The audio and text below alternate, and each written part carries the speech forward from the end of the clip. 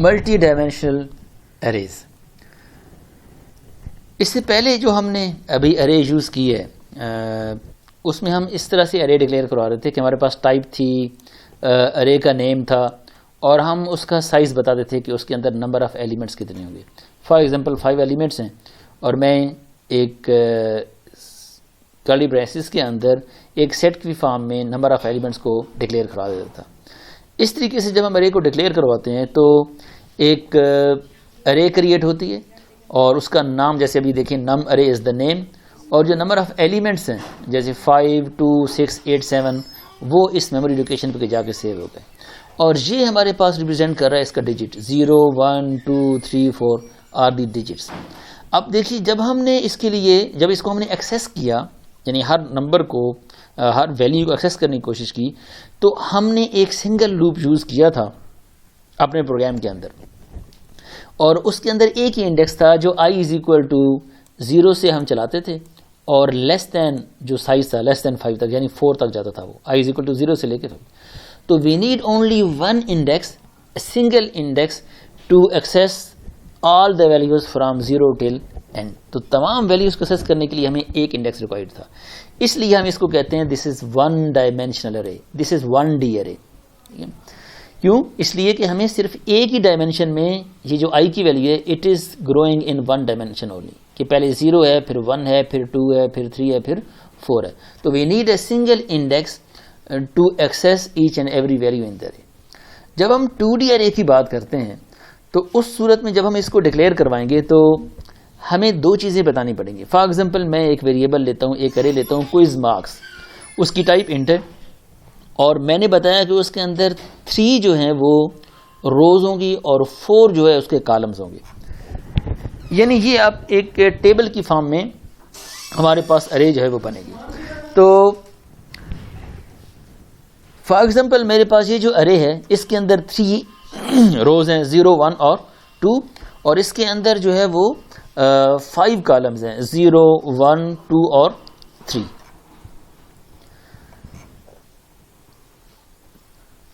अब जब हमने इसको एक्सेस करना है, इनमें से हर एक इंडिविजुअल एलिमेंट को एक्सेस करना होगा, तो इसका मतलब ये है कि ये जो हमारी लोकेशन है, ये लोकेशन ये बेसिकली रो और कॉलम का कम्बिनेशन होगा।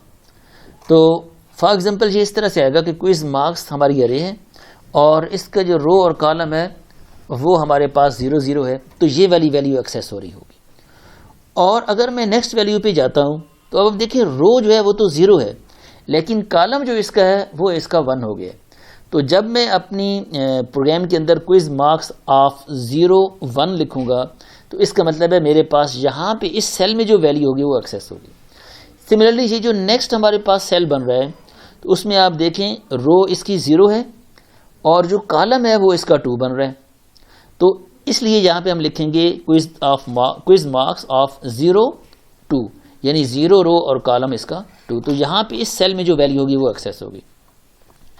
और जब हम 0, 3 लिखेंगे क्विज मार्क्स ऑफ 0, 3 तो हमारे पास रो 0 है, जो फर्स्ट इंडेक्स है वो रो को रिप्रेजेंट कर रहा है और जो सेकंड इंडेक्स है वो कॉलम को। तो इस सेल के अंदर जो वैल्यू होगी वो वैल्यू एक्सेस होगी।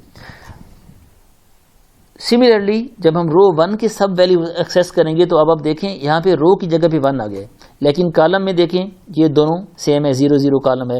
यहाँ पे रो फिर 1 हो गई है लेकिन कॉलम उसका 1, 1 है, क्योंकि ये देखें ये रो 1 है और इधर से कॉलम आ रहा है 1। ये कॉलम अगेन रो 1 है लेकिन कॉलम इसका देखें आप 2 हो गया है। यहाँ पे रो इसकी 1 है और कॉलम इसका 3 है। और नेक्स्ट में जो हम करना चाहेंगे वो आप देखिए रो चेंज हो गई है, 2 है लेकिन कॉलम स्टिल इसका 0 है, फिर रो 2 है, कॉलम इसका 1 है एंड सो ऑन। तो आपने देखा कि हमें 1D के केस में क्या था, only 1 index was required to access 1 by 1 all elements. लेकिन यहाँ पे अगर हमने ये सब के सब एलिमेंट्स एक्सेस करने हैं तो हमें एक नहीं अब 2 इंडेक्स चाहिए, एक हमें रो के लिए चाहिए और एक हमें चाहिए कॉलम के लिए। फॉर एग्जांपल यहाँ पे जो वैल्यू पड़ी होगी वो वैल्यू मैं दोनों चीज़ें बताऊंगा। मैं बताऊंगा कि रो 0 है उसकी और कॉलम भी उसका 0 है, तो तब हमें ये वाली वैल्यू मिलेगी। अगर मैं सिर्फ यहाँ पे एक इंडेक्स यूज़ करूँगा फॉर एग्जांपल 0, तो फिर हमें ये वैल्यू नहीं मिलेगी, बल्कि वो तो इस तमाम रो की बात कर रहा होगा। तो now we need 2 indexes to use in order to access each and every element in a 2-dimensional array। तो इस वजह से हम इसको कहेंगे 2D array या 2 dimensional array।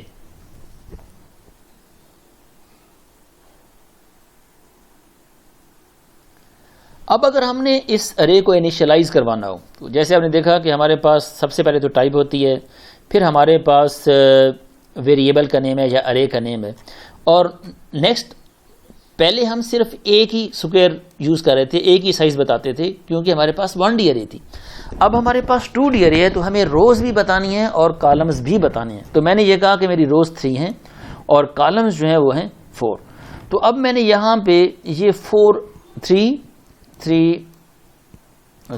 हैं, 4 कॉलम्स हैं, तो 4 देन दिस 4 और फिर ये वाले 4। तो ये वैल्यूज़ मैंने एक ही सीक्वेंस में लिख दी हैं, लेकिन कंपाइलर क्या करेगा, ऑटोमेटिकली जो फर्स्ट 4 वैल्यूज़ होंगी they will go to row 0, next 4 values will be saved in row 1 और जो लास्ट 4 वैल्यूज़ होंगी वो सेव होंगी रो 2 के अंदर।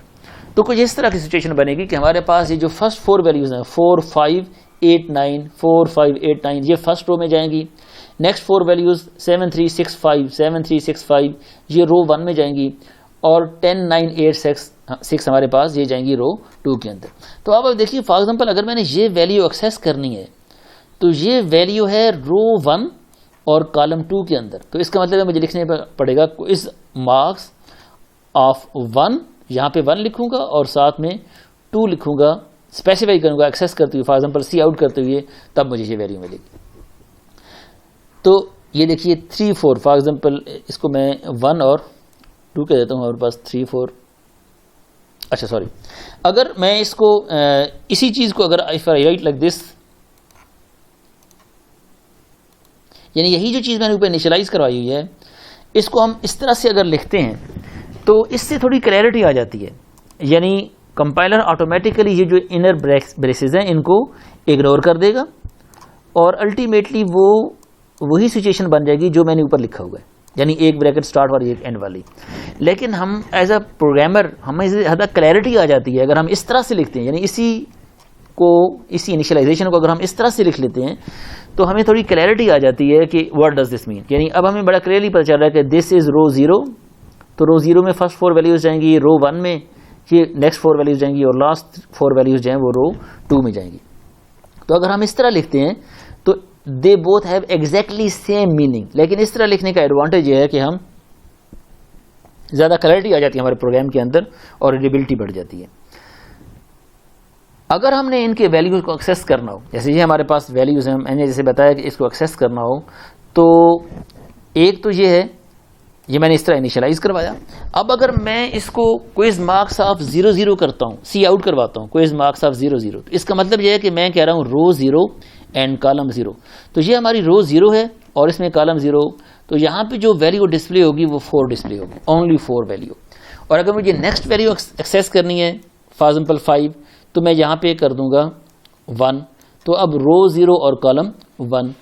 उससे अगली वैल्यू एक्सेस करनी है तो रो 0 और कॉलम 2, फिर उससे अगली वैल्यू एक्सेस करनी है तो रो 0 और कॉलम 3। तो ये 1 by 1 देखे मैं रो फिक्स रखी हुई है और कॉलम को चेंज करता जा रहा हूँ, तो हमें कॉलम वाइज एक ही रो के अंदर डिफरेंट वैल्यूज मिल रही हैं। अगर मैं यहाँ पे 1 कर दूँ और फिर कॉलम इनिशियली 0 हो तो ये 1, 0, तो 1, 0 में ये हमें 7 वैल्यू मिलेगी। फिर मैं कॉलम यहाँ पे 1 करता हूँ तो 1, 1, यानी रो तो फिक्स है लेकिन कॉलम चेंज हो रहा है, 1, 1 में हमें ये वैल्यू मिलेगी। फिर मेरे पास कॉलम हो गया 2, तो ये हमारे पास 1, 2 में 6 वैल्यू मिलेगी, फिर 1, 3 में हमें 5 मिलेगी, एंड सो ऑन। अब ये तो था कि हम जो वैल्यू एक्सेस कर रहे हैं वो इंडिविजुअल बेसिस पे एक्सेस कर रहे हैं। लेकिन अगर मैं इन वैल्यूज़ को लूप के ज़रिए यानी इस तमाम वैल्यू एक्सेस करना चाहूँ तो बजाय इसके कि मैं इंडिविजुअली लिखूँ तो हम यहाँ पे अब लूप यूज़ कर लेंगे। देखिए पहले जब हमने यूज़ किया था 1D अरे को तो उस सूरत में हमने ये किया था कि एक ही लूप यूज़ किया था क्योंकि हमारे पास एक ही इंडेक्स था। लेकिन अभी हमारे पास 2 इंडेक्सेस हैं, एक इंडेक्स है रो के लिए और एक इंडेक्स है हमारे पास कॉलम के लिए।